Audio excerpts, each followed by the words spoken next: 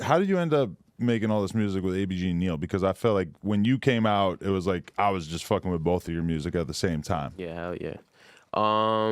So originally, how me and this nigga Neal linked up was like through the street shit and everything. Okay. And you know what I'm saying, through actually a mutual friend of ours, somebody who actually fake used to manage me. I'm not even gonna say his name, but so long story short, we met and we was just clicking on some Brooklyn shit, you feel me? Like regular street shit. And he was already making music. I was already making music. Only thing is we were both at a place where it was like we kind of had like street clout more than anything. So even though we were both heavy in the streets, like actually active in the streets, the music that we was doing was lit, but it was more so just lit on that street level. Mm-hmm. And as we was linking up and doing shit, for some reason, you know, things just started to kind of like build from there, because at this point now we're kind of chasing the same dream, you feel me? And aside from the music shit, we're not linking up on a daily basis like because, you know, the label said so or any, like it had nothing to do with that. You know what I'm saying? Like we was together because, you know what I'm saying, it was like a brotherhood type shit. Right. And then that started reflecting in the music. Right. Yeah, you know? because I have a lot of memories of just different, you know, gas station scenes of you guys in music videos together, looking like the biggest bloods in the whole goddamn universe. Yeah, a lot of like Brooklyn street corner type videos and right. stuff. It felt very real. There was definitely a vibe going on there. It was, and you know. Two light-skinned hoodlums in Brooklyn. Yeah, you know, what could be better? It was just like, you know, people would just, you know, it was the Gap. It was Gap, it was the light skinnedness. It was the long was the all the beads and shit. To where it was just like nobody does this. You know what I'm saying? And this combination too, like nobody does all of these things and together in one shot. Right. And that's kind of what grabbed people's attention, because then the music came behind that. You know? So then it was just up from there. But did you guys have a falling out at any point before you went out or before you got locked up? See, it's funny you should ask, right? Because like, we never even really spoke enough to have a falling out. So like the thing with bro is like, I feel like at the time when we was doing the things that we were doing, everything was happening naturally and it felt good at the time for, I guess, what he had going on, what I had going on, everything that was going on, you know? And once I became incarcerated, and, you know, I had time to really be, you know, to self-reflect and to be isolated. And then also to see how other people's, you know, energies or reactions, you know, reciprocated the type of energy I was giving out prior to me being incarcerated. You feel me? And, you know, I just felt like there wasn't really much there when I got locked up. So it just got to the point where I just kind of like started like erasing certain things from my mind, you know what I'm saying? But I mean, you're locked up too, so it's like, it's got to be a shitty feeling as an up-and-coming artist where you can't really communicate with the world, and like you've got all these thoughts about shit that's going on and how your name is being treated or whatever, but you can't even really barely communicate that shit aside from like one-on-one on the phone or some shit. I mean, shit, we had the phones. Then while I was incarcerated, they started like, you know, integrating all types of new shit. They got kiosks now. So, you know, you got the tablet, you're sending emails back and forth to your loved ones. You know, you could write a letter and you could come see somebody. So when you really think about it, right, you know, it's really your choice. Which one you want, you know what I mean? Like one or the other. If you try one of these things, then you'll be able to communicate. But if you don't try any of these things, then you can't expect to communicate with somebody. Right. Or to keep up a certain type of relationship. Like if I'm, like me and Adam, if I'm with you every single day, 24/7, like I know everything about you. If something happens to me in my life, I'll call you first. Like sleeping with like your feet at where my head is at, my feet where your head is at, and you know what I mean? Trapping and everything. So you expected a different level of respect, I guess, while you were locked up or something? Yeah, I mean, you could call it expect, like, but it was also just like, I didn't know what I expected. And then once I seen how everything played out, then it just made me realize certain things that I wasn't aware of because I never had the chance to experience that before. It's crazy because when you're talking about getting caught with it or without it, yeah, were you already locked up when the video came out of him getting jumped?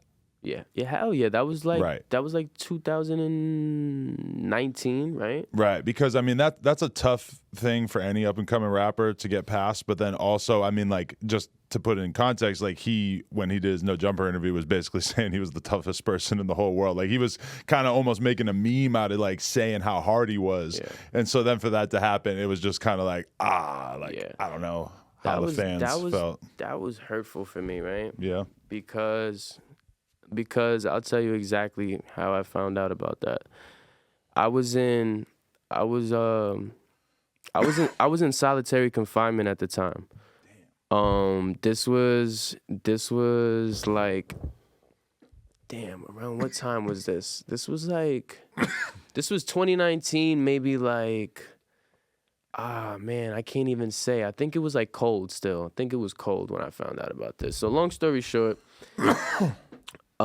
at the time, because a lot of shit changed with like solitary confinement and all this different shit where like now they're getting phone calls every week and they're on the tablet in there. When I was in solitary confinement, I was in solitary confinement for like about 6 months, 6.5 months straight, and I probably got on the phone like one time. You know what I'm saying? Maybe 2 times. You feel me? And the times that I was on the phone were for they were what I think 10-minute calls or 5-minute calls, 15, something like that. Like you're not even basically able to really have a conversation with somebody. Long story short, I'm in the box, solitary confinement, 23-1 lock-in. You know what I'm saying? And this is my first chance that I get to use the phone. And I haven't used the phone in so long. I'm so hyped. So I wanted to get so many things done in one time. Like I was going to try to call one person, have them 3-way another person, get off the phone, call somebody else, like all types of shit. So long story short, I remember one of these bitches I had been fucking with, but she was really in the loop. Like she, you know, with us and the music shit and the guys and shit. She's like, yo, I gotta holla at you. She wrote me in a kite. She's like, yo, I can't really talk about it, but something happened, blah, blah, blah, with Neal, da-da-da-da. I gotta talk to you. Now, you know, like I said, my loyalty runs deep. This is really my brother at the time, you know what I'm saying? And it's not that he's not my brother, but it's just like at the time, this is really my guy, you know what I'm saying? Like, ride or die. So, you know, this is at the beginning of my bid. So I gets on the phone to call, and I call, and I'm like, yo, what happened? And they're like, yo, you didn't hear? Like, nobody told you? I'm like, nah, what happened? And they was like, yo, they got him. I'm like, the fuck you mean they got him? They were like, yo, like, niggas caught him lacking, coming out the studio or something, da-da-da-da, it's all on video. They were drilling him all crazy. They fucking snatched this and snatched that and da-da-da-da. I'm like, what? First thing, and mind you, right? This is how you know this is really my man, right? And he could never really know what was going on the other side, you feel me? But the first thing, I was so aggravated, like I wanted to kill somebody. Like I wish I had a bunkie at the time in my cell so I could turn around and beat the shit out of him because I was by myself and I was so upset. Like I almost wanted to come to tears. I think I cried because it was like, I felt like that shouldn't have even been possible to happen because of what I thought in my mind of what we established, like things like that aren't supposed to just happen like that. And when people explain to me how it really happened, and then I'm just looking back at it like, bro, like the type of things we would be talking about and the type of way would we be moving, like how would you ever even be in a position for it to go that far? And then when it did go that far, for how it was handled after the fact and the outcome, it was just all around. It was just like, it just hurt me. What I really wanted to happen, I was really on the phone like, yo, so like, all right, cool. Why y'all talking to me about it? Like, what is somebody going to do about that? Like, is something not done yet? Da-da-da-da. You know, long story short, whatever. The streets do what they do. I'm not even going to speak on that. But, you know, then I come home and, you know, I also see how, like, you know, shit is now on the outside because of it. And, like, you know, it's just, I don't know. It was just, that was a whole fucked up situation, just the whole way it played out. Because I feel like after that was a real big downfall in a lot of things because, you know, I was inside for all of that. Even Benji too or whatever, you know what I'm saying? Because they used to do shit together and then he fell off the face of the earth because apparently he was there. And then all this other shit that I'm really not aware of because I'm not there, but everybody has their side of the story. But all these different people have these conflicting sides of the story, but these is all people that together, I was with them all together.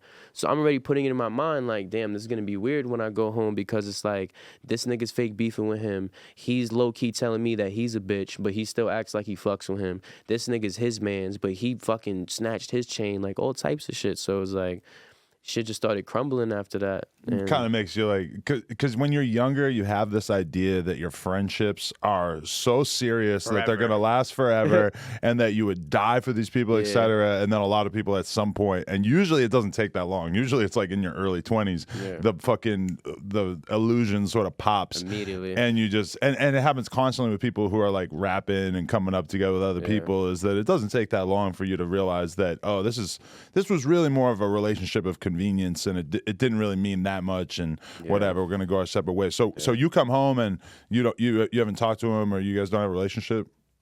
Nah, especially because when I was locked up, like I said, the falling out, we got into like a little heated discussion because one time I called him and he's like, yo, why don't you be calling me more? And I'm like, yo, not for nothing, bro. Like, I'm in the trenches. Like, I'm not like gonna just be sitting here calling you, because at the end of the day, I'll be feeling like a burden, for one, because like I said, there's all these different ways of communication, but the only way I was getting communication with certain people was if I was calling them. So now I kind of feel like if I'm literally only speaking to you when I call you, and sometimes you might not even answer, then now I feel like there's nothing for us to really talk about. You know what I'm saying? So, yo, why you never call me, blah, blah, blah, this, that, and the third. And I'm like, I'm explaining this shit to him or whatever. And then it's just like he starts to talk about like how I'm ungrateful and how he has all these different niggas that's locked up. And I respect it, because not for none, like, you know what I'm saying? Like, it's a couple of the bros that's really doing time. And, you know, a lot of these niggas is niggas that also fuck with him directly and look to him for guidance and shit, you feel me? But I just also felt like, and this isn't me trying to be selfish, but this is just real shit. This is how I felt. Like, fuck whatever you talking about with them. I don't give a fuck about nothing that got to do with them. Like, me and you made millions of views on one song, bro. Like, me and you was really like 12 million on one video on the No Jumper platform. Yeah, that's pretty crazy. Yeah. Like, bro, me and you used to literally go to Wendy's and split a 4 for 4, bro. Like, and then we became something, because you gotta understand, he wasn't even pursuing music seriously. I forced him to. I saw the potential in him and all of these other niggas that you all see are all not doing it anymore after I got locked up. And I literally used to pay for the Ubers, the studio time, sometimes the videos, and anything, and send them I used to put a post up to send beats, and I would use one of their emails so that my followers think they're sending me beats, and I'm sending beats to these niggas in the studio because they don't got beats. So like literally, like I literally pushed them into a direction because of how much love and loyalty I had to these niggas. And I was like, yo, the shit y'all niggas is doing is not gonna last forever, but the shit that I'm doing, if y'all do it with me, we can make this shit last for infinity. And these niggas fucked that shit up. Yo, we just hit 400,000 subscribers right here on the Clips channel, so if you want to help us out, click subscribe, get us to 500K. Yeah.